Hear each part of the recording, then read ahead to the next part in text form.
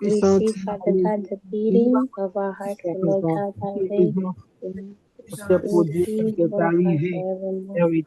Father God, you are all, you are everything to us. You are, Father God, air that we breathe, and we just want to say thank you. Thank you throughout the week that you were there with us, you bless us, you guide us, you protect us. We didn't let any danger, we didn't let, Father God, any accident, Father God, the enemy plotted, but you, Father God, you prevail your children. The enemy planted bad seed, but you, oh Lord God, you uproot them. I just want to say thank you. The enemy, Father God, planted, Father God, all kinds of debris, Father God, in our life, but you, oh Lord God, that is not our portion.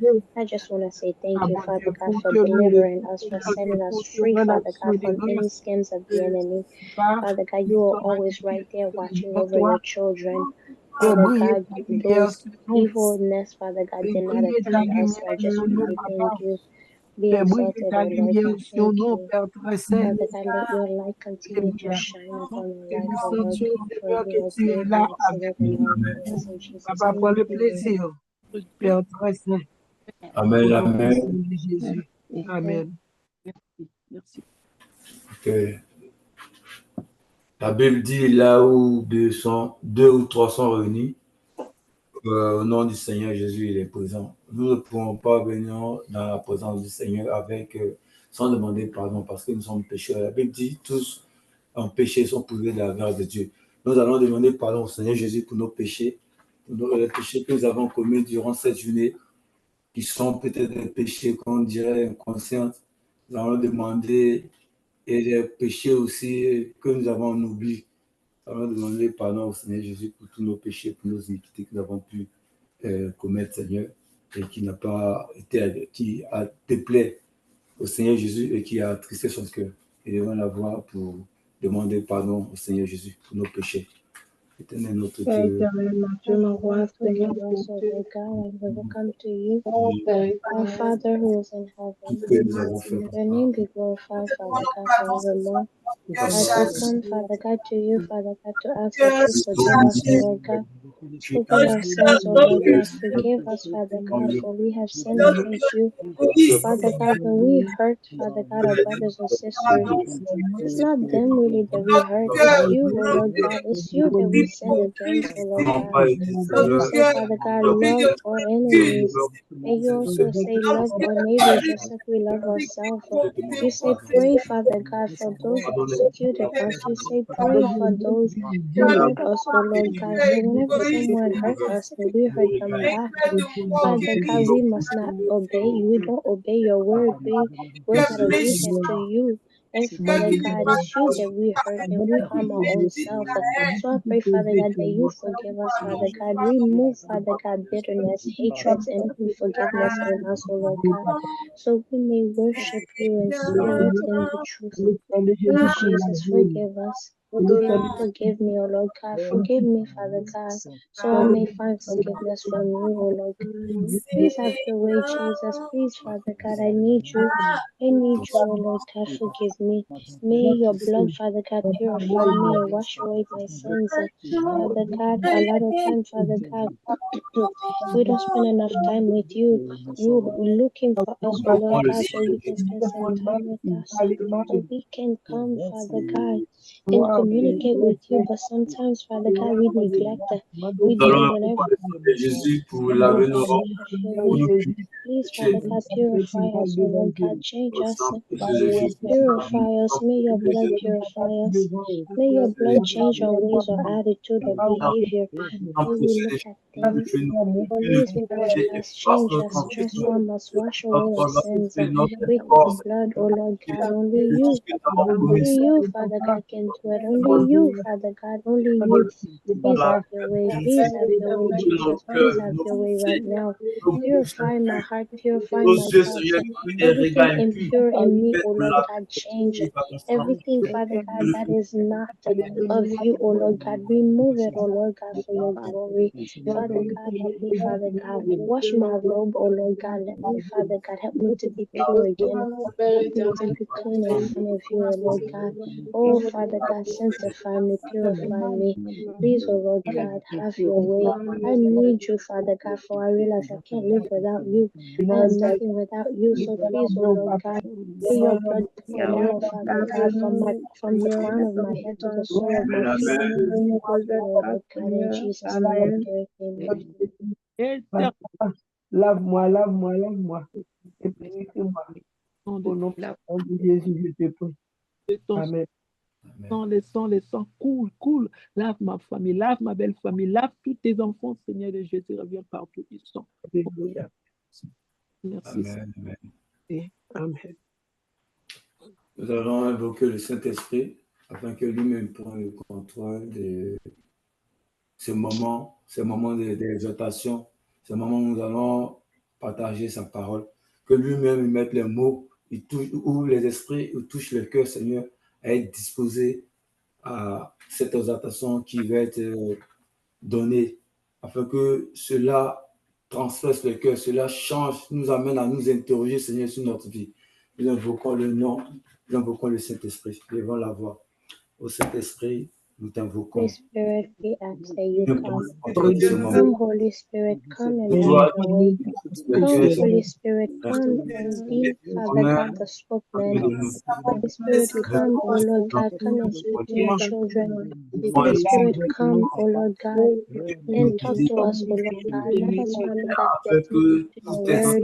And Father God, speak to your children, O Lord God. You know what we need to hear. Father God, you know, Father God, what needs, Father God, what we need to come to your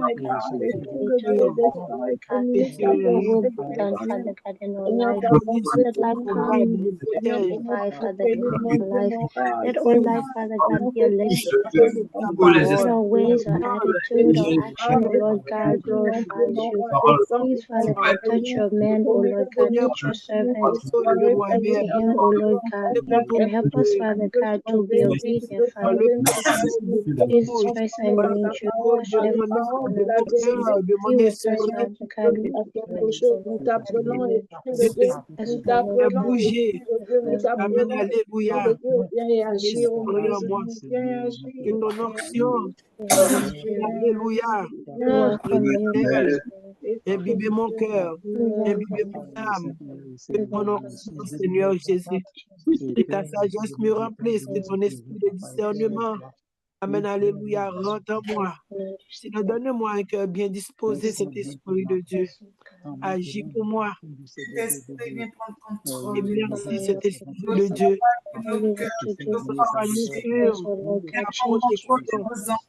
Let not this moment, Father God, just be another time.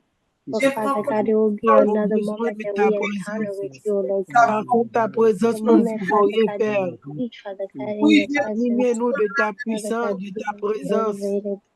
Oui, Saint-Esprit, viens nous dépenser. Prends le plein contrôle de nos pensées. Prends le plein contrôle de notre bouche, de nos oreilles, de nos yeux. Prends le plein contrôle de tout, de notre environnement. Prends le plein contrôle de notre corps. Prends le plein contrôle de cet esprit de Dieu. Amen, alléluia. Nous te disons merci d'être que tu es là parmi nous. Nous te disons merci, cet esprit de Dieu. Amen, alléluia. Ton esprit nous protège, nous dirige. Et nous te demandons de lier, amen, alléluia, tout ce qui va nous empêcher, amen, alléluia, Seigneur, cet esprit de Dieu, de nous unir ensemble, de t'écouter, amen, alléluia, nous te demandons de les lier, l'esprit de Dieu. Nous te demandons cet esprit de Dieu, amen, alléluia, de nous les écarter, amen, alléluia, tout écarter, Seigneur, Père éternel, l'esprit de somnolence, pas qu'il parte, oh Seigneur, de mettre une barrière, de mettre une muraille autour de nous, consacrez-nous, que nous soyons tous consacrés, Père éternel des armées, que nous soyons tous consacrés, cet esprit de Dieu, vivez-nous de ta flamme, Fais rayonner ta lumière en nous. Fais rayonner ta flamme en nous. Embrase-nous de ta flamme, cet esprit de Dieu. Agis dans notre cœur. Donnez-nous un cœur bien disposé. Donnez-nous un cœur bien disposé. Que nos lèvres soient disposées. Que nos oreilles, nos yeux soient disposés. Amen. Alléluia. Au nom puissant de Jésus-Christ de Nazareth, nous te disons merci, Seigneur. Et je vais prier avant de commencer. Okay. Père éternel, notre Dieu et notre Père. Alléluia. Maman, papa. Tu as voulu, Seigneur, que nous soyons réunis ce soir, papa. Dispose nos cœurs, dispose notre esprit, Seigneur, à l'exaltation, à ta parole.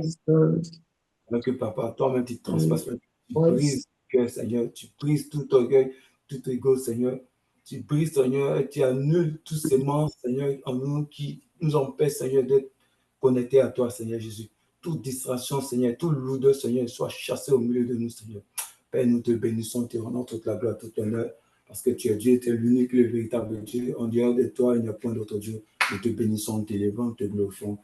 Toi, le Dieu puissant qui règne à jamais éternellement pour des siècles et des siècles. Amen. Amen. Alléluia. Amen. Shalom, shalom. Je dis, je vais un peu exhorter chacun de nous sur les péchés, sur le péché commis qu'on appelle les péchés inconscients. Le péché inconscient, c'est nous sommes tous conscients qu'il y a des péchés qu'on appelle des péchés inconscients. C'est des trucs qu'on minimise, que l'ennemi peut utiliser pour pouvoir nous réclamer. Ces choses qu'on trouve, je veux dire, on banalise. On banalise, on se dit, bon, c'est pas un péché grave ou c'est un péché mignon, c'est inoffensif. C'est de ça que je veux un peu parler.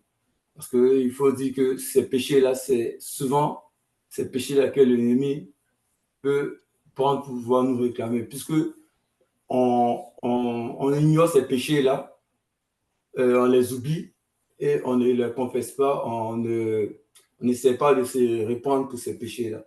Donc, c'est à ce que je vais un peu parler ce soir pour pouvoir exhorter chacun de nous. Nous savons que ces temps-ci, là, ces derniers jours-là, la connaissance spirituelle est souvent attaquée par l'ennemi. Et la réalité, la compréhension de la réalité spirituelle est souvent mal comprise. Et ce qui amène certains de nous à pouvoir banaliser certains faits de la vie, certaines choses, certaines actions, certaines réalités de la vie et qui est un danger pour chacun de nous. La parole dit en Osée, mon peuple est détruit parce qu'il manque la connaissance. Et puisque tu as rejeté la connaissance, je te rejetterai et tu seras dépouillé de mon sacerdoce. Puisque tu as oublié la loi de ton Dieu, j'oublierai aussi tes enfants. Devant le Seigneur, je ne savais pas, c'est un mot qui n'existe pas. Parce que nous sommes conscients que la parole de Dieu, on passera tous en jugement devant la parole de Dieu. Et lorsqu'on passera en jugement devant devant le trône de Dieu, le mot je ne sais pas ou je ne savais pas n'aura pas sa place. Parce que ce sera pas une raison ou une excuse pour être sauvé. Et nous n'est censé ignorer la loi. Comme on le dit, nous n'est censé ignorer la loi. Parce que en Matthieu 24, 14 dit quoi? Cette bonne nouvelle du royaume sera prêchée dans le monde entier pour servir de témoignage à toutes les nations, alors viendra la fin. Pour dire que tout le monde va entendre la parole de Dieu. Et lorsque cette parole-là sera prêchée partout dans le monde entier, il n'y aura pas d'excuses. pour dire que je n'ai pas entendu la parole de Dieu, je ne savais pas. Et c'est la raison pour laquelle le Seigneur, dans son grand amour pour les hommes, essaie d'interpeller et d'avertir son peuple sur l'existence de certaines réalités spirituelles au rang desquelles les péchés inconscients.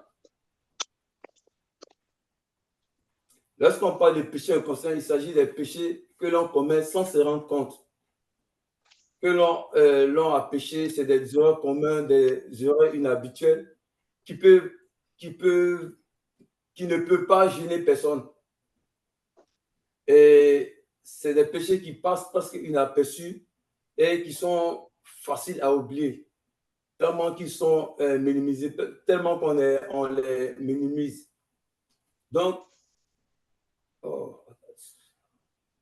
excusez-moi, mon ordinateur vient de démarrer, je vais...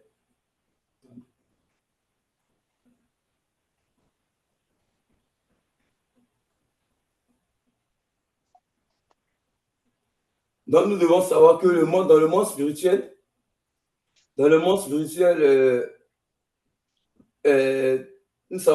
savoir que dans le monde spirituel, l'oubli est absolument rien. Il est facile aux hommes d'oublier, mais dans le monde spirituel, tout acte ou toute parole mal placée demeure inscrit dans le compte de la personne concernée, la personne qui a commis cet acte ou a dit des paroles. C'est des choses qui ne sont pas ignorées dans le monde spirituel. Et ce sont des choses que l'ennemi utilise pour pouvoir réclamer les âmes de plusieurs enfants de Dieu.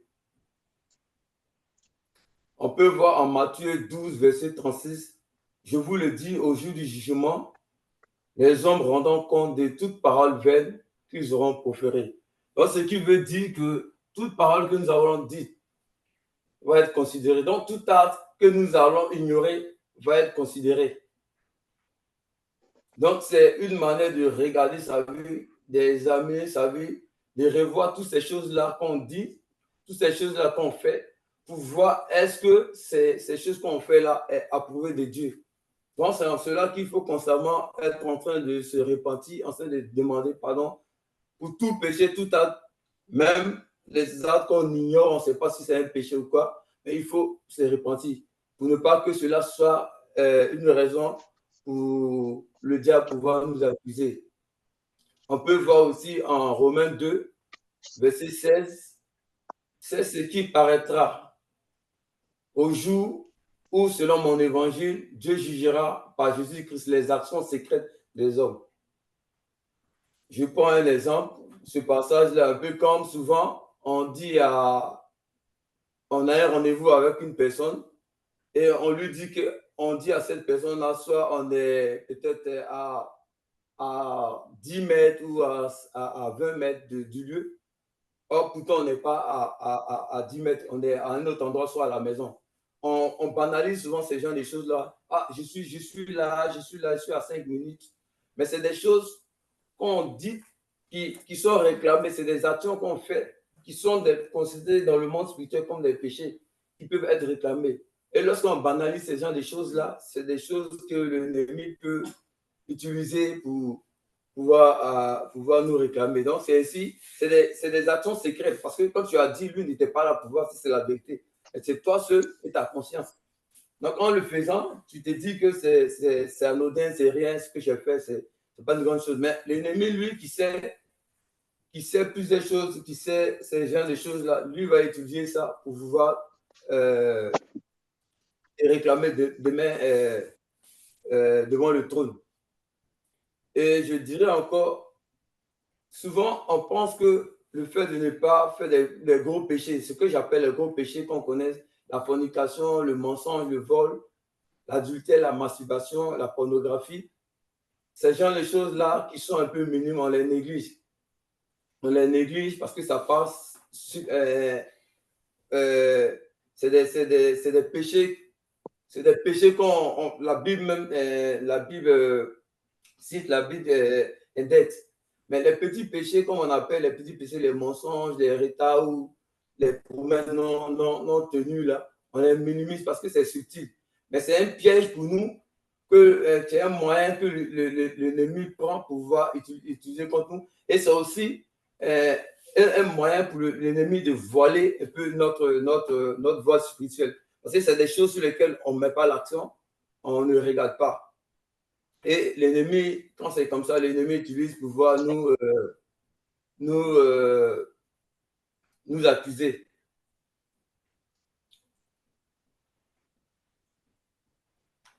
À ce niveau-là, le diable attend les hommes et les enfants de Dieu. Et il sait qu'aucun ignorant n'héritera le royaume de Dieu. Parce que pour être dans le royaume de Dieu, pour être accepté, tu ne dois pas être ignorant. C'est-à-dire tu dois être pleinement conscient de la parole de Dieu. Tu dois, parce que le diable aussi connaît la parole de Dieu. C'est avec la parole de Dieu qui va essayer de réclamer notre âme, réclamer les actions que nous avons faites. Donc, nous ne devons pas être ignorants. Nous devons être des sachants. Nous devons connaître la parole de Dieu. Nous devons chercher à connaître la parole de Dieu pour pouvoir marcher selon la parole de Au pour ne pas qu'au dernier jour, l'ennemi qui connaît la parole de Dieu va utiliser cette même parole de Dieu là pour pouvoir nous accuser devant le trône.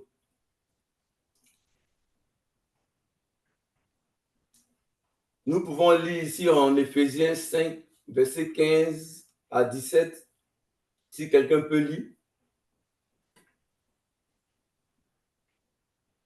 Éphésiens 5, versets 15 à 17.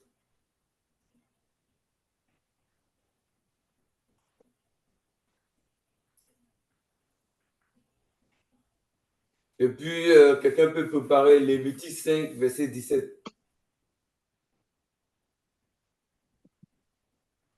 Shalom, shalom. Éphésiens 5, versets 15 à 17, je lis au nom de Jésus.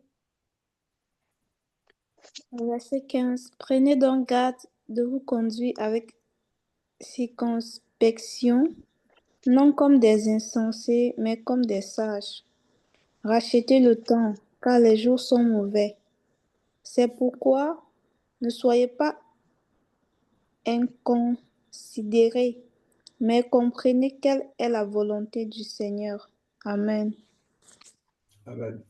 Donc, ce passage nous amène aussi à pouvoir regarder notre conduite avec circonspection et à ne pas vivre comme des insensés, comme des fous, mais à être sage dans notre conduite. À être sage. Donc, la Bible dit celui qui est sage, c'est celui qui est prudent. Donc, si tu es sage, ça veut dire que tu vas être prudent. Dans tous les actes que tu vas faire, tu vas essayer d'examiner tes actes. Est-ce que ces actes-là vraiment plaisent à Dieu ou ces actes-là sont des actes qui ne plaisent pas à Dieu? Donc, c'est d'examiner notre conduite. Et c'est de voir si tout ce qu'on fait là, c'est la volonté de Dieu. C'est la volonté de Dieu. Donc, c'est pour ça que tout acte qu'on doit faire, c'est de voir est-ce que ces actes-là, vraiment, c'est des actes qui vont avec la parole de Dieu, qui sont en accord avec la parole de Dieu. Donc, c'est pour ça, comme je disais au début de l'exhortation, il faut constamment, quotidiennement, se repentir, demander pardon au Seigneur Jésus, afin que par son sang, nous soyons lavés. Quelqu'un peut lire Lévitique 5, verset 17.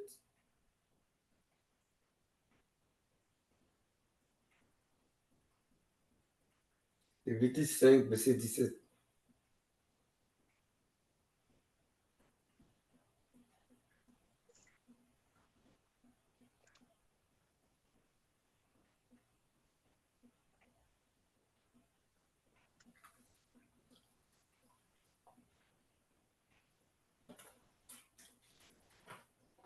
Lévitique 5, verset 17, je lis au nom de Jésus. Ça dit,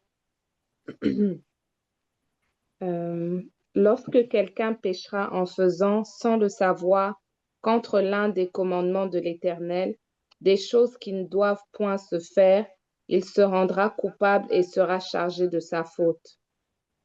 Ok. Donc voilà un peu un passage qui est clair, qui est sans interprétation.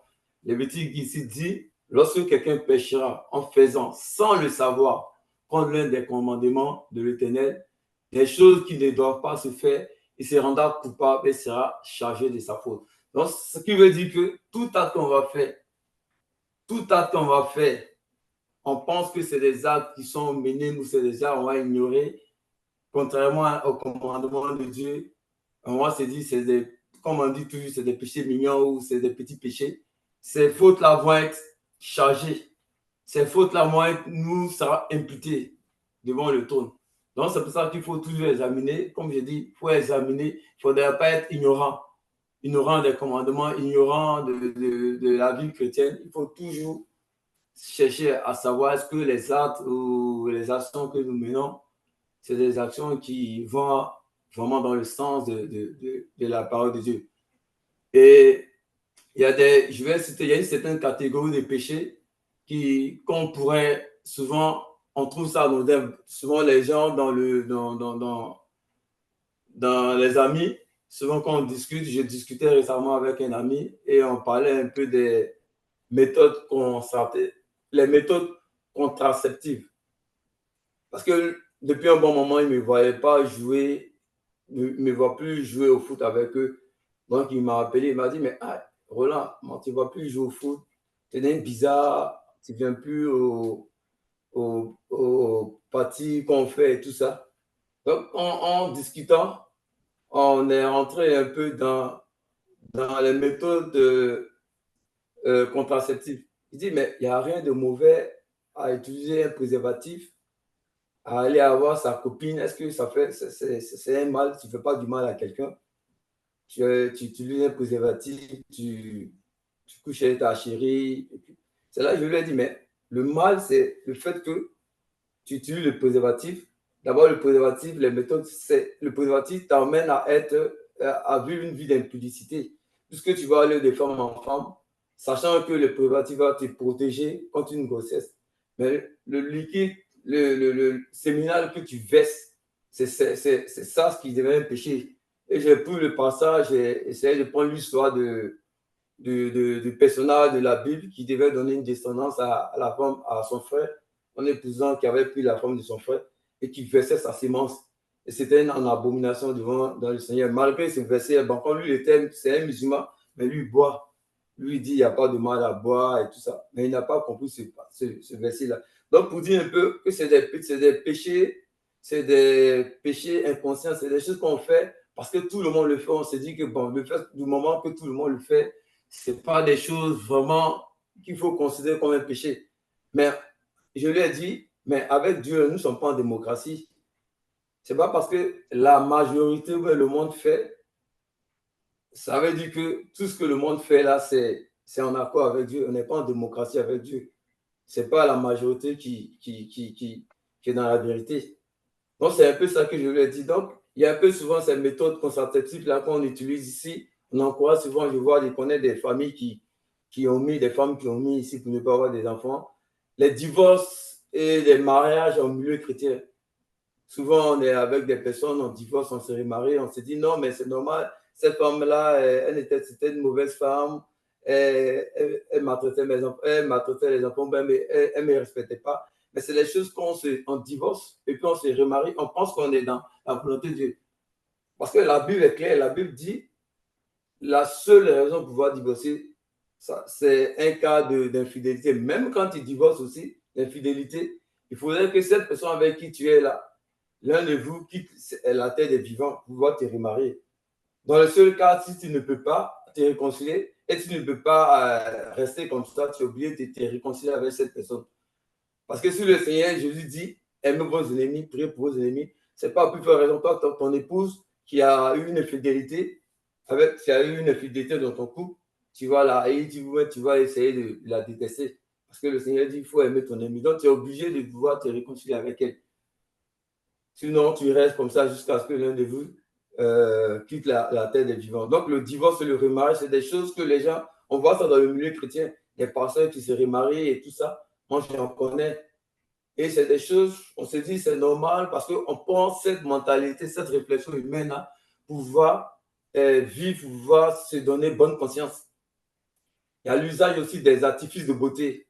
Je connais une chrétienne, une amie ici, qui dit, elle, en tout cas, ma femme lui a parlé des mèches. Elle n'aimait pas des mèches. Mais quand ma femme lui a dit, mais les mascaras que tu mets là, elle dit, ah, mais vous aussi, mascara, c'est rien.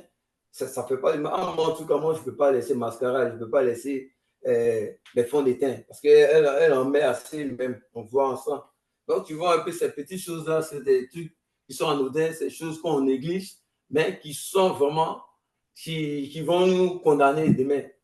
Des parures, des ornements qui sont portés par des femmes, des parties des distractions déguisées et bien d'autres qu'on connaît, qui sont souvent des choses qui nous amènent à être condamnés demain, parce que c'est des choses qu'on néglige. C'est vraiment des choses qu'on néglige. Et je voulais aussi poser une question, je ne sais pas, est-ce que la moquerie est considérée comme un péché? La moquerie. Je voulais demander, est-ce que la moquerie est considérée comme un péché? Oui. À ce place, tu peux répondre, je vois que tu lèves le pouce. Ou tu as une réponse ou c'est une préoccupation aussi? Oui, c'est un péché. C'est un péché? Comment est-ce que c'est un péché?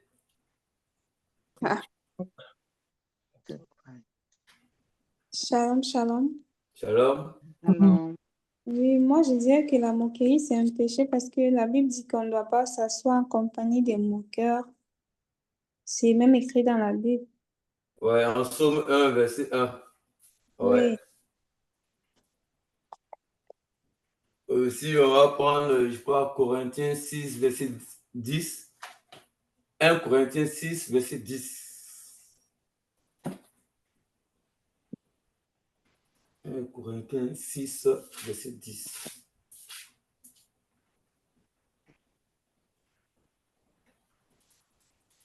Si quelqu'un peut lire.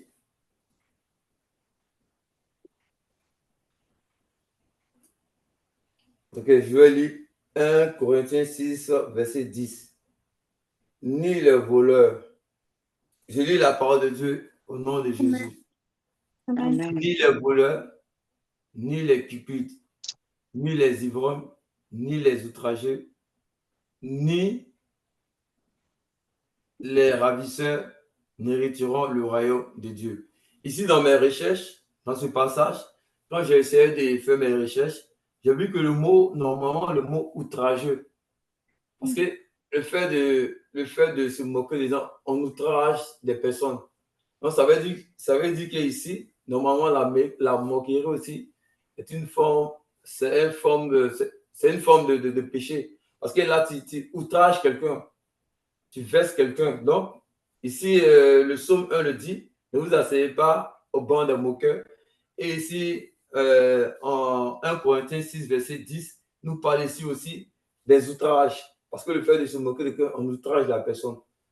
Donc, c'est aussi souvent des péchés, c'est des choses qu'on ignore et dans lesquelles on est. Ça, j'ai discuté aussi avec le frère de madame une fois. Il trouvait que se moquer des gens, ce n'était pas un péché. Je dis, mais comment est-ce que ce n'est pas un péché? Donc, je lui ai donné le passage de Psaume 1 pour qu'il lise ce que le Psaume 1 dit à ce sujet. Je voulais aussi savoir, est-ce que la plaisanterie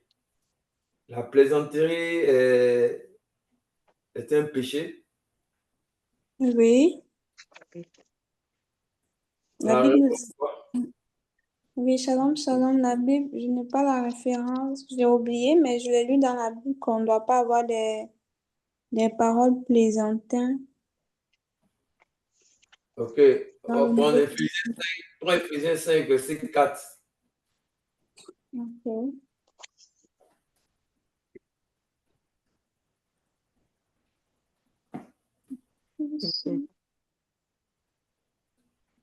Éphésiens 5, verset 4, je lis au nom de Jésus. Qu'on n'entende ni paroles déshonnêtes, ni propos insensés, ni plaisanteries, choses qui sont contraires à la bienséance, qu'on entende plutôt des actions de grâce. Amen. Ok, Amen. amen. Donc ici, on voit ici en Éphésiens 5, verset 4, qui nous dit qu'on n'entend ni paroles déshonnêtes, ni propos insensés, ni plaisanteries, ni choses qui sont contraires à la bienséance. La bienséance, c'est tout ce qui est les règles de bien vivre, les règles de la vie sociale, la bienséance. Donc, si la plaisanterie va outrager quelqu'un ou je ne sais pas, parce que souvent tu peux envoyer une plaisanterie qui va être de mauvais goût, qui va. C'est pas tout le monde qui accepte les plaisanteries. Donc, le fait de plaisanter, tu peux vexer quelqu'un. Et en vexant quelqu'un, tu amènes cette personne-là à soi, à se fâcher, à se mettre en colère. Donc, tu deviens une pierre d'achoppement pour cette personne. Donc, voilà aussi des passages qui parlent un peu de la plaisanterie. Et il y a des choses aussi pour lesquelles il ne faut pas plaisanter. Parce que souvent aussi, on voit je veux dire, des comédiens, des hommes de l'art qui souvent plaisantent avec les choses de Dieu. Je connais en Côte d'Ivoire, je connais souvent je ne sais pas si c'est un comédien qui aime bien faire ses sketchs en imitant des pasteurs de Dieu. Oh, l'onction, oh, le Saint-Esprit, ce genre de choses-là, c'est des choses, les gens rient, les gens trouvent ça anodin, mais c'est des péchés. Tous ceux qui participent là participent aussi au même titre que celui qui est en train de pécher. Donc, c'est des choses qu'on ignore, c'est des péchés inconscients. On se dit non, ben, c'est juste amuser la galerie, c'est juste pour se détendre. Je ne vois pas de mal à cela, mais c'est des péchés inconscients. C'est des choses qu'on fait. Et demain, quand on participe, quand on regarde ces gens de choses, on rit aussi aux éclats avec les personnes là. On participe aussi avec celui-même qui est en train de commettre l'acte. Donc, c'est pour ça qu'il faut ces genres de publications, ces genres de sketch-là, il faut fuir cela. Parce que si tu participes, que tu ris, tu es aussi coupable pour celui-là. Parce qu'on ne plaisante pas avec les choses de Dieu.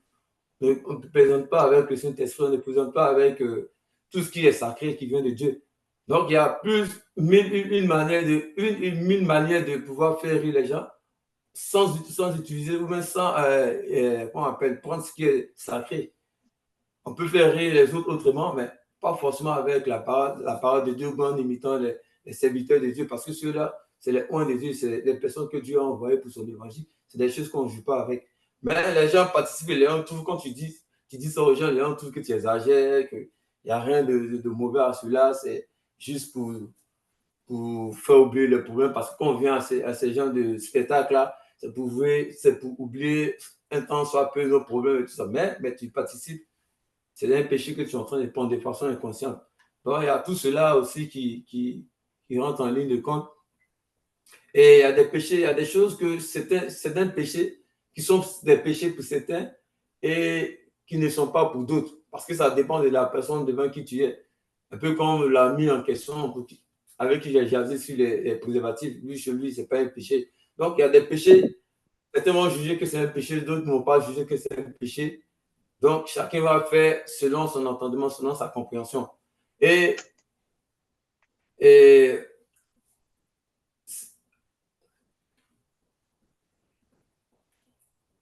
de regarder toutes ces choses-là, au regard de la parole, c'est de voir si ces choses-là, quand on pratique, est-ce que c'est des choses, comme je dis, que Dieu condamne ou c'est des choses où Dieu ne condamne pas. Et nous savons que aussi, de ces temps-ci, là, le diable moissonne beaucoup.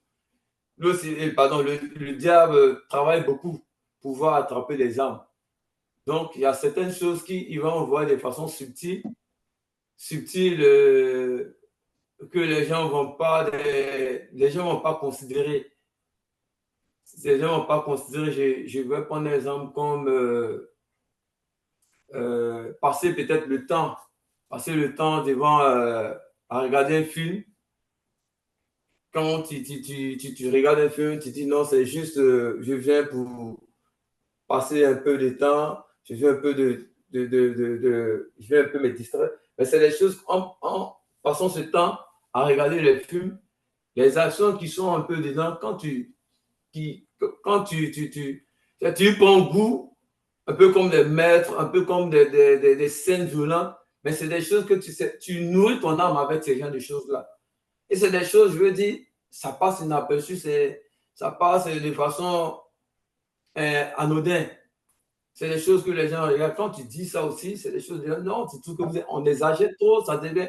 C'est-à-dire qu'on doit vivre, je ne sais pas, quand tu dis ça aux gens, Tu te dis, mais comment est-ce qu'on doit vivre? On doit vivre sans regarder la télé, sans faire ces choses. Non, on n'a pas dit de ne pas regarder, mais il faut regarder les choses qui vont nourrir ton âme. Les choses qui vont amener ton âme à affectionner les choses du royaume. Mais si tu regardes certaines choses, tu amènes ton âme à prendre plaisir à ces choses-là. Donc, ton âme va aspirer à faire ces choses-là, va aimer ces choses-là et ton âme va commencer à aller, à pouvoir pratiquer ces choses-là. Et il y a aussi une chose que j'avais discutée dans le temps avec mon épouse. Les gens, souvent, quand ils vivent, le fait d'avoir des vivre, ils vivent dans la débauche. Mais le fait je veux dire, de prospérer, c'est-à-dire de façon professionnelle, ils ont des promotions, ils vont de promotion en promotion, et les affaires marchent, ils ont une vie épanouie, mais ils ont une vie de débauche, ils vont de femme en femme. Chez eux, parce que certaines personnes essaient de qualifier, voir leur vie en fonction de la réussite ou en fonction de la bénédiction qu'ils ont. Donc, le fait de pouvoir vivre, avoir des promotions, avoir des affaires qui marchent, ils se disent que cette vie qu'ils mènent là est approuvée par le Seigneur. Parce qu'ils regardent ces choses matérielles-là pour voir maintenant comme un baromètre, comme j'ai dit, pour voir dire, ah, moi aujourd'hui là, ça va, le Seigneur me bénit, donc ça veut dire que Dieu approuve ma manière de vivre. Non, ce n'est pas ça. Toutes ces choses-là, parce que le Seigneur même a dit, c'est lui qui fait tomber la pluie sur le bon comme le mauvais. Mais ça ne doit pas être pour toi un moyen pour pouvoir qualifier ou même pouvoir voir que le Seigneur est dans ta vie. Mais il faut plutôt regarder la vie que tu mènes. Est-ce que cette vie-là, que tu mènes des débauches, tu vas de femme en femme, tu vas dans les bois de nuit et tout ça, est-ce que cette vie-là, c'est le Seigneur qui recommande cela?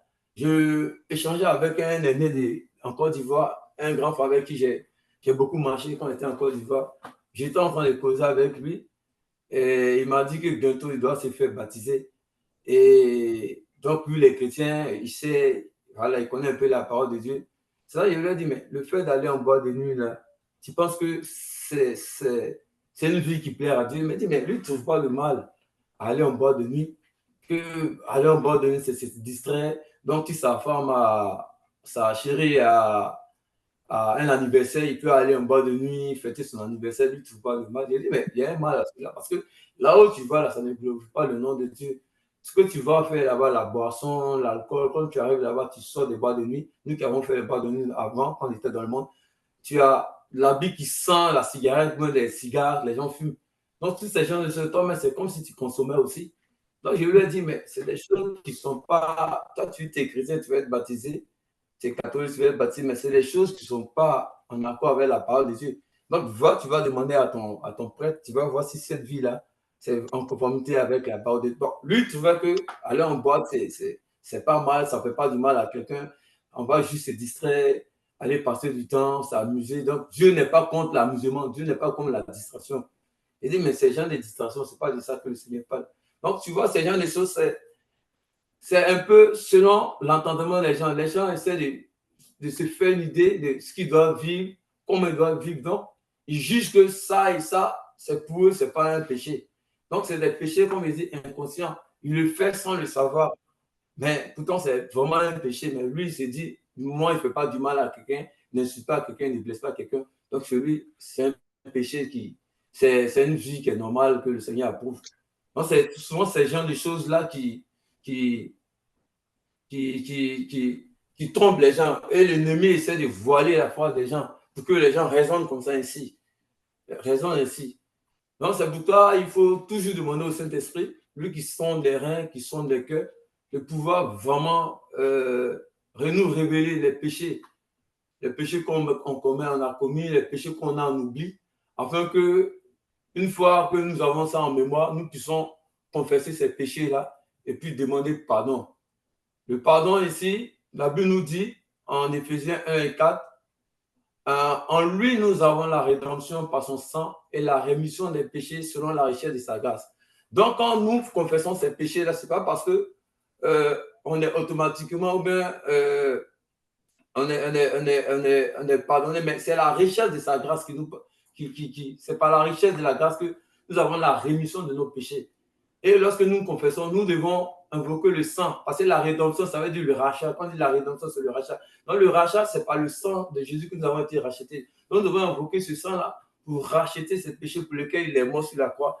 Et la rémission de nos péchés, nous l'obtenons par la richesse de sa grâce, par sa grâce. Parce qu'il est riche en grâce. Donc nous devons toujours confesser nos péchés pour que le Seigneur nous pardonne. Et on peut voir aussi en Éphésiens, en Romains 5, verset 13, car jusqu'à la loi, le péché était dans le monde. Or, le péché n'est pas imputé quand il n'y a point de loi.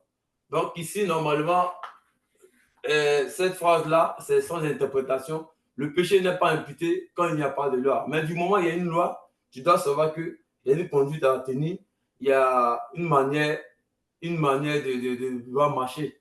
Donc, il faut toujours examiner les Écritures. Il faut toujours sonder les Écritures pour voir cette vie que nous menons. Est-ce que cette vie-là est vraiment en conformité avec les Écritures? Et cette portion de l'Écriture nous fait comprendre qu'il n'existe pas de loi. S'il n'existe pas de loi, le péché n'est pas imputable. Mais une fois que la loi est promulguée, chacun doit prendre conscience afin de connaître les écarts et les comportements qui sont désormais sanctionnés par cette loi-là. Donc, le fait de ne pas connaître le vrai sens de la loi pourrait constituer pour nous constituer une excuse devant la sanction. Ces règles-là, normalement, sont effectives, même avec les lois humaines. On le voit, quand tu connais la loi, tu dois te conformer aux lois qui sont promulguées dans un pays. Donc, si un peu comme je vais prendre un exemple, un receleur. Le receleur, c'est celui qui va essayer d'acheter un truc avec une personne qui n'est pas un vendeur. Mais cette personne, ce receleur, lorsqu'il achète l'objet qui a été volé, qu'il ignore, lorsque la police vient, mais quand la police l'arrête, la police le considère comme un complice du voleur. Parce que le fait d'avoir acheté l'article avec cette personne qui n'est pas un commerçant, tu es complice de ce. Donc, c'est pour dire que même avec les lois humaines, il faut connaître les lois humaines. Même si cela aussi s'applique à la loi de Dieu, ça veut dire nous qui sommes chrétiens, nous devons connaître les lois de Dieu. Parce que devant le trône, comme j'ai dit, il n'y a pas de mots, je ne savais pas. Tu es censé connaître la loi, tu es censé connaître les commandements parce que tu es chrétien. Donc, c'est pour ça qu'il faut toujours examiner la parole de Dieu. Il faut examiner qu'est-ce qui est en accord avec la parole de Dieu, qu'est-ce qui est de la volonté du Seigneur Jésus, pour ne pas être plus tard en train de voir regretter ou en train de dire « Ah, je ne savais pas » ou « Voilà, ceci. Devant le trône, il n'y a pas, je ne savais pas. » C'est pourquoi, lorsqu'une loi est promulguée, il faut chercher à connaître le sens de la loi. Et véritablement la dite loi et s'arrêter au sens apparent et superficiel afin de ne pas tomber dans le coup du jugement. C'est la raison pour laquelle, en ce qui concerne les réalités spirituelles, il faut toujours chercher à connaître la pensée de Dieu qui est cachée derrière la parole. Et cette dernière est révélée au cœur humble, au cœur qui est vraiment touché par le Saint-Esprit, l'Esprit de Dieu. C'est pourquoi il faut toujours s'imprégner, il faut toujours méditer la parole de Dieu. Nous pouvons voir ici en Proverbe 29, verset 18, quand je lis, quand il n'y a pas de révélation, le peuple est sans frein. Heureux s'il observe la loi. Donc, voilà un peu ce passage qui dit, lorsqu'il n'y a pas de révélation, le peuple est sans frein.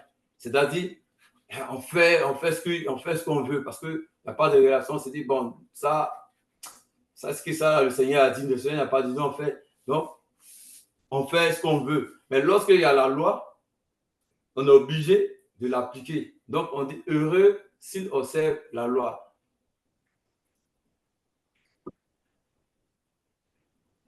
Il y a un passage de la Bible aussi que souvent j'aime à discuter souvent avec mon épouse. C'est le passage de Luc 16, verset 27 à 31, qui parle du riche et du pauvre Lazare. Je disais à mon épouse que dans ce verset-là, on voyait le riche qui disait à Abraham d'envoyer Lazare pour aller parler à ses 5 frères qui sont à la maison pour qu'ils ne viennent pas dans cet endroit où il est. Et qu'est-ce que Abraham a dit? Abraham a dit, je ne sais pas, bon, on va lire le passage pour que tout le monde comprenne. Luc 16, verset 27 à 31. Luc 16, verset 27 à 31. Je lis au nom de Jésus. Oui. Verset 27. Le riche dit, je te prie donc, Père Abraham, d'envoyer Lazare dans la maison de mon père, car j'ai 5 frères. Verset 28. C'est pour qu'il leur atteste de ces choses, afin qu'ils ne viennent pas aussi dans ce lieu de tourment. Verset 29. Abraham répondit, ils ont Moïse et les prophètes, qu'ils les écoutent. Verset 30. Et il dit, non, Père Abraham, mais si quelqu'un des morts va vers eux, ils se repentiront. Verset 31. Et Abraham lui dit, s'ils n'écoutent pas Moïse et les prophètes, ils ne se laisseront pas persuader quand même quelqu'un des morts ressusciterait. Amen. Amen. OK. J'ai pris ce passage-là parce que ici, en Proverbe, on dit quand il n'y a pas de révélation, le peuple est sans frein. Et ce passage-là, j'aime discuter souvent avec mon épouse pour dire que je pense qu'aujourd'hui, là, la volonté du riche est accomplie, a été exaucée par le Seigneur Jésus.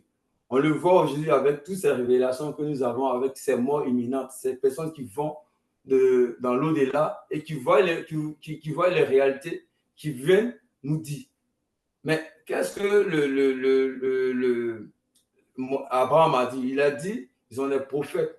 Dans le temps, c'était des prophètes et la loi de Moïse qu'il fallait écouter. C'est ce qu'il avait dit. Mais aujourd'hui, on a des personnes qui font ces voyages-là, qui vont dans un peu comme notre sœur Rebecca, et qui viennent avec des révélations. Mais malgré cela, l'homme humain qui est ce qu'il est, malgré cela, quand tu publies, tu dis à certaines choses, tu publies, tu dis que voilà une sœur qui a eu des révélations, et voilà comment il faut se comporter, voilà ce qu'il faut se comporter. Les gens trouvent que c'est exagéré, ou bien c'est des mises en scène. C'est de la mise en scène.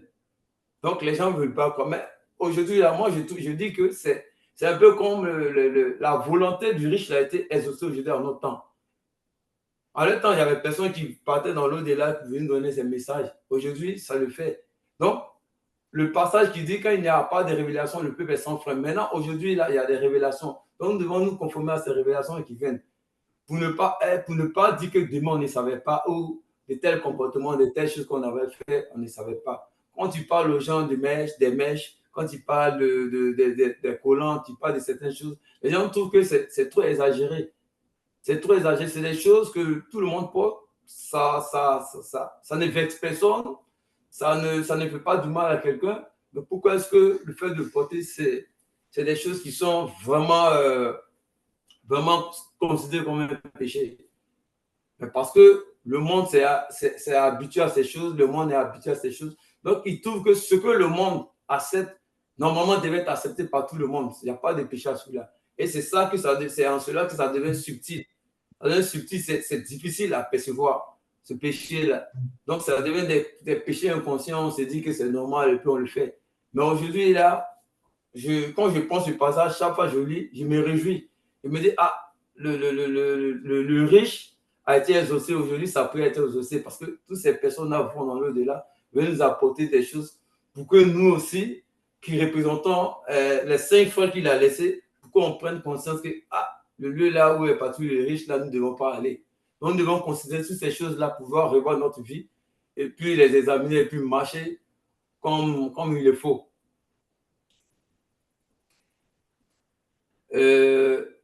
Nous avons aussi des péchés qu'on pourrait appeler des engagements oubliés. Je voulais savoir, est-ce que le fait de promettre quelque chose à quelqu'un est un péché? Et puis ne pas le respecter, c'est un péché. je pose la question un peu à tout un chacun. Un engagement oublié, un engagement non tenu, est-ce que c'est un péché? Shalom, shalom. Shalom. Oui, d'après moi, c'est un péché. Moi, je dis c'est un péché parce que je le considère un peu comme un peu de la plaisanterie. Et aussi en droit, souvent on nous disait que la promesse est une dette. Donc, un engagement, c'est un peu comme une promesse. La personne attend ça. Et quand tu ne réalises pas, la personne est sûrement blessée. Donc, moi, je dirais que c'est un péché. Ok. Est-ce qu'il y a quelqu'un qui peut aussi? Un péché, un mensonge aussi, puisque tu as promis quelque chose, tu ne l'as pas fait, donc c'est un mensonge aussi. Donc, le mensonge, c'est un péché. Ok. Donc, effectivement, c'est un péché. Une promesse tenue, une promesse dite et non tenue, je pense que c'est un péché. C'est un peu comme tu as donné de l'espoir à quelqu'un et tu n'as pas tenu cette promesse-là. Parce que je pense, j'ai oublié un peu ce passage, je ne sais pas si j'ai noté dans mes notes. La Bible dit que en Ecclésiaste 5, je crois que c'est verset 3 à 5. Je vais regarder. Ecclésiaste 5.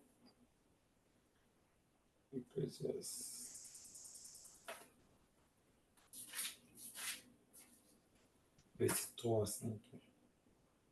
Voilà.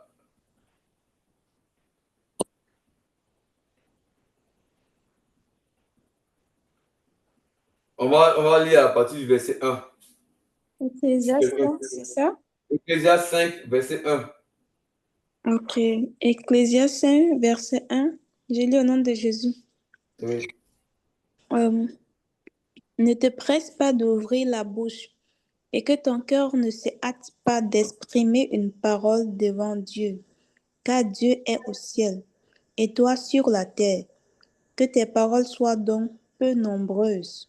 Verset 2.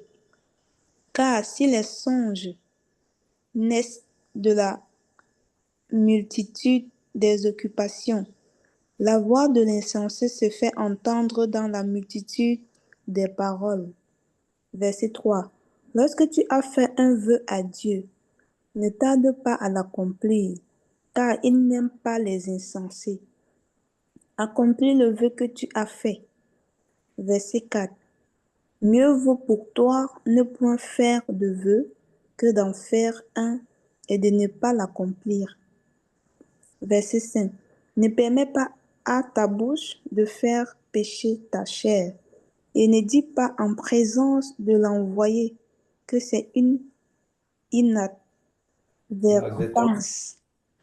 Pourquoi Dieu s'irriterait-il de tes paroles et détruirait-il l'ouvrage de tes mains? Verset 6. Car s'il y a des vanités dans la multitude. Verset 5, ça s'arrête. Ok. Ok, donc voilà ici le Ecclésiaste. Ecclésiaste qui est un sage qui dit ici que ne te presse pas d'ouvrir la bouche, de peur que ton cœur ne se hâte d'exprimer une parole devant Dieu. Si on fait des promesses devant Dieu qu'on ne tient pas, que tu tiens rigueur, Dieu considère ça. C'est de la même manière aussi que devant les hommes, lorsqu'on tient des promesses qu'on ne les accomplit pas, c'est considéré aussi comme un péché. C'est pour ça que nous ne devons pas être pressés d'ouvrir la bouche, nous ne devons pas nous hâter à pouvoir faire des promesses aux gens. Parce que toutes ces paroles, comme on a dit, c'est des paroles que tu as prononcées. Et dans le monde spirituel, c'est des paroles qui sont considérées. C'est des choses qui sont considérées. Comme on dit, une promesse faite est une... c'est quoi l'expression là? Une promesse est une dette. Oui, la promesse est une dette. Voilà. Si c'est dit physiquement, ça veut dire spirituellement, c'est aussi une dette. Donc, c'est une dette qu'il faut vraiment essayer d'éponger. Donc, c'est pour ça qu'il ne faut pas aussi tenir des promesses et puis ne pas l'accomplir. Et tout ça, c'est des choses qui passent souvent, on oublie. C'est des choses qu'on a fait dans le temps, on a oublié. C'est pour ça que tous ces gens, les choses, nous devons confesser, nous devons aussi demander au Seigneur, au Saint-Esprit, rappelle-nous, donne-nous en mémoire toutes ces choses-là, ces promesses que nous avons oubliées et pour lesquelles nous avons promis à des personnes pour que nous puissions les confesser. Si on peut, si ces personnes sont là, qu'on peut tenir notre promesse, il faut le faire. Parce que c'est aussi une dette, comme on le dit. Donc, tu as été libre en parlant, personne n'a mis une âme sur toi, personne n'est contraint, il a dit. Tu as vu, tu l'as dit de façon volontaire à cette personne. Donc, il faut tenir cette promesse que tu as dit. Donc, c'est ces choses-là aussi que j'appelle des péchés inconscients qu'on fait sans le savoir. Et c'est des choses que le néni essaie de voiler, essaie de nous faire oublier. Et c'est ces choses-là que demain, qui pourraient vraiment être utilisées pour pouvoir nous réclamer. Donc, voilà un peu. Voilà un peu quelques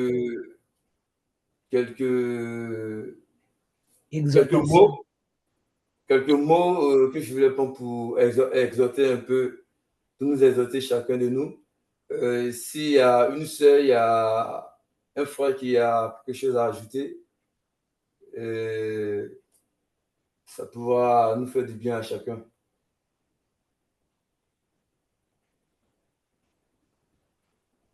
Shalom, shalom. Shalom. Moi, je n'ai rien à dire, frère Roland. Je voudrais juste remercier le Seigneur pour toi qui a pris le temps d'exposer toutes ces choses pour l'édification de nous tous. C'est vraiment bien et merci beaucoup. Et que le Seigneur te donne encore plus pour édifier le cœur de ses enfants. Merci. Amen. Merci, maman. Merci. Le Seigneur bénit chacun de nous. Amen. Shalom, shalom. Shalom. Oui, moi j'avais plutôt une question. Ouais. Le verset 3 de Ecclésiaste chapitre 5. Maintenant, le verset 3 on dit, lorsque tu as fait un vœu à Dieu, ne tarde pas à l'accomplir, car il n'aime pas les insensés. Accomplis le vœu que tu as fait.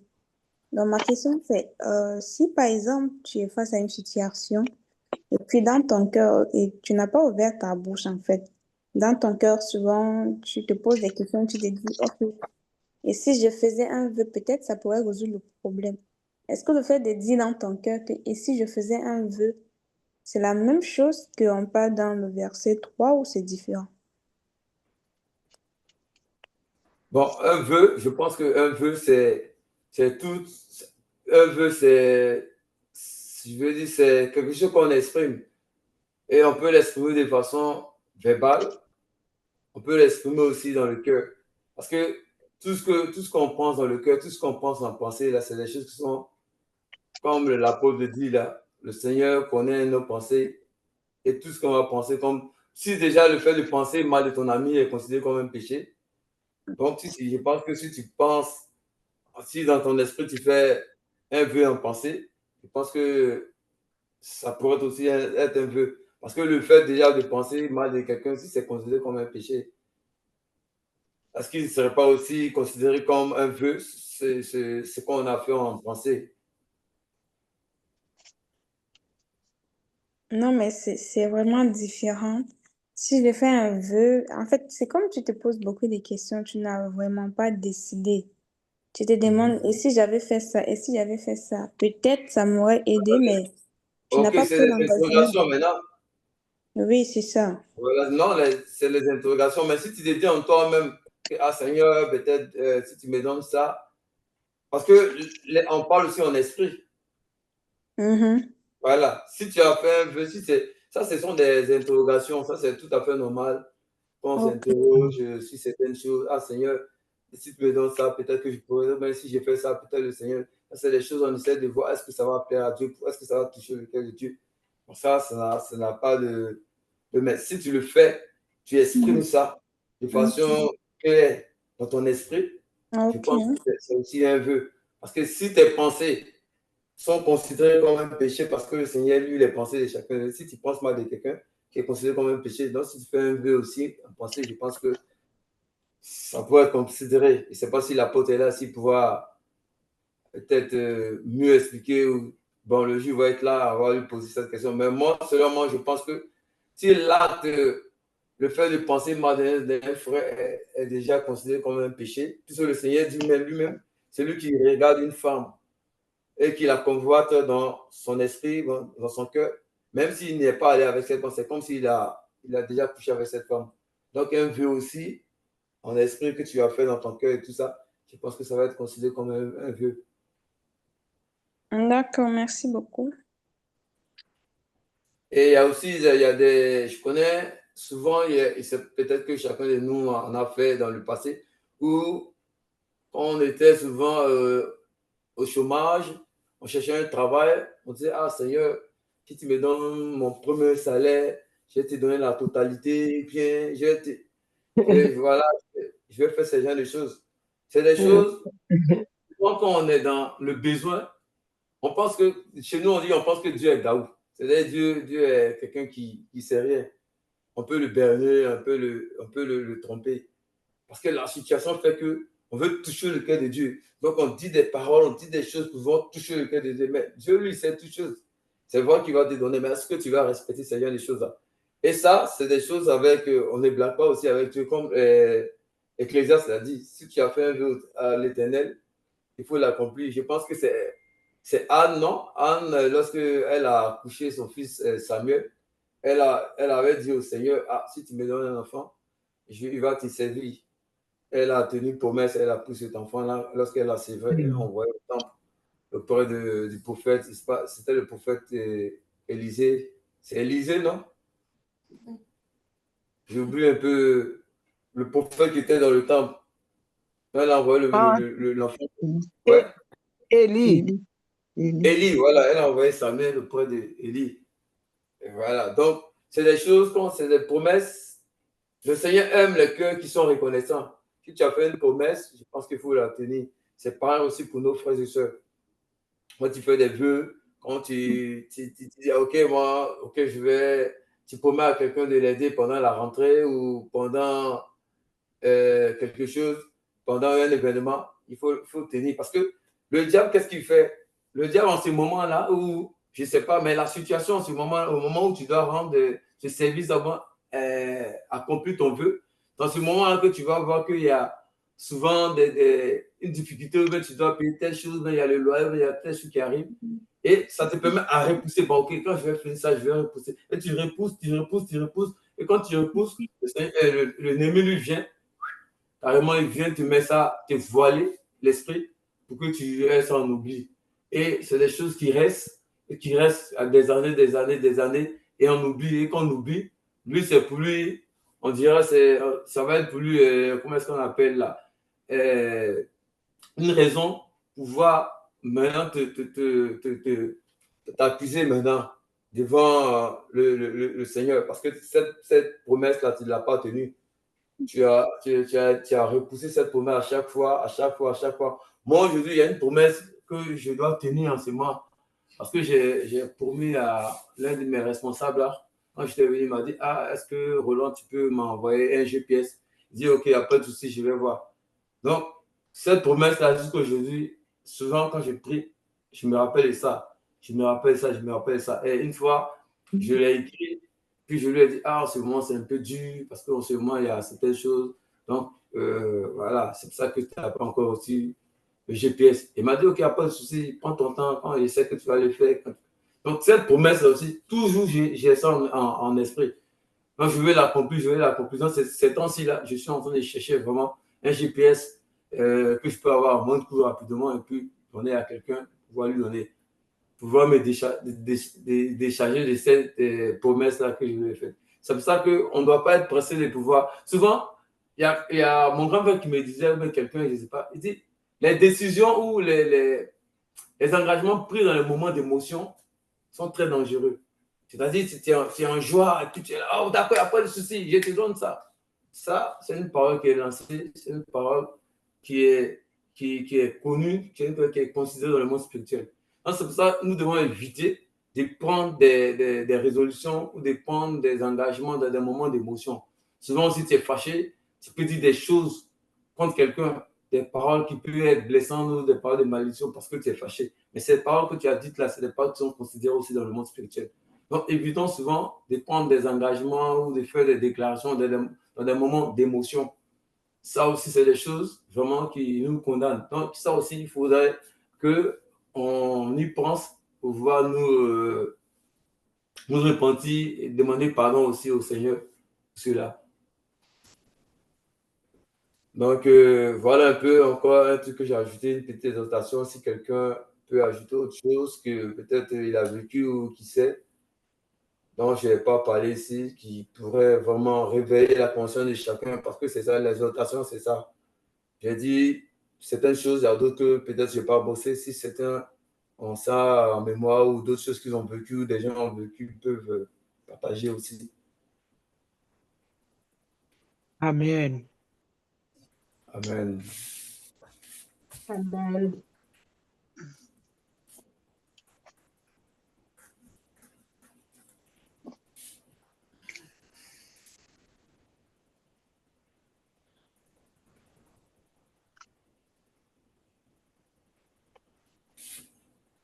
On va lire le Proverbe 5, Proverbe 6, verset 1 à 5, qui parle aussi de ça. Il y a beaucoup de passages que j'ai énumérés. On va lire ça, c'est pour Proverbe 6.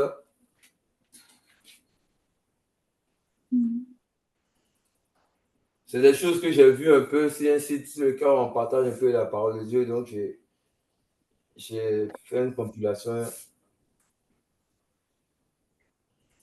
C'est quelqu'un qui... Proverbe 6, verset 1 à 5. Si quelqu'un peut le lire. Proverbe 6, verset 1 à 5, je lis au nom de Jésus. Verset 1, mon fils, si tu as cautionné ton prochain, si tu t'es engagé pour autrui, verset 2, si tu es enlacé par les paroles de ta bouche, si tu es pris par les paroles de ta bouche, verset 3, fais donc ceci, mon fils, dégage-toi, puisque tu es tombé au pouvoir de ton prochain. Va, prosterne-toi et fais des instances auprès de lui. Verset 4.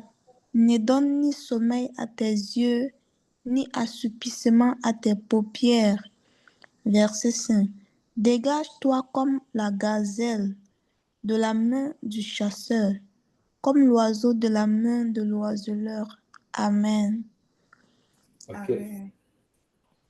Donc, voilà un peu un passage aussi qui parle un peu des engagements et tout ça. Non, il y a beaucoup de passages dedans, mais j'ai pris ceux-là que j'ai mis ici pour voir comment, parce que comme c'est clair et net, il n'y a pas d'interprétation, ces passages-là, ça veut dire ce que ça veut dire, les mots. Donc, il faut tous se dégager des engagements envers autrui, comme le dit le passage, puisque sinon que c'est comme tu es au pouvoir de ton prochain, celui à qui tu as fait cette promesse-là. Donc, ne donne pas de repos à tes yeux, ni de sommeil à tes yeux, mais essaie de te dégager de cet engagement pour être libre. Donc, voilà un peu cette exaltation-là que je voulais partager ce soir sur les péchés inconscients, les péchés que nous négligeons, qui peuvent nous conduire à être réclamés plus tard, à pouvoir perdre notre salut. Donc, notre salut, quand on regarde, ça ne tient aussi qu'au bout d'un fil. Ces petites choses qu'on néglige là peuvent vraiment nous emmener à perdre le salut. Si quelqu'un a quelque chose à dire,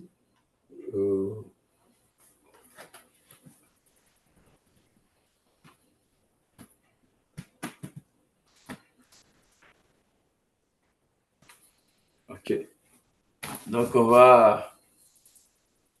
je vais prier pour pouvoir clore l'assemblée. Alléluia. Voilà. Ok, donc je prie. Amen. Ô Père éternel, notre Dieu, notre Père, nous te bénissons, nous te rendons toute la gloire, toute l'honneur. Nous te disons merci, Papa, pour ces moments que tu as voulu que nous passons en ta présence. Tu as voulu, Seigneur, qu'en ce soir, nous parlons de tous ces péchés, Seigneur, pour lesquels nous avons, Seigneur, nous minimisons, nous avons oublié, ou nous ne considérons pas. Et pour qu'il y ait une raison pour laquelle l'ennemi, Seigneur, s'active, Seigneur, à pouvoir nous emmener à oublier, Papa.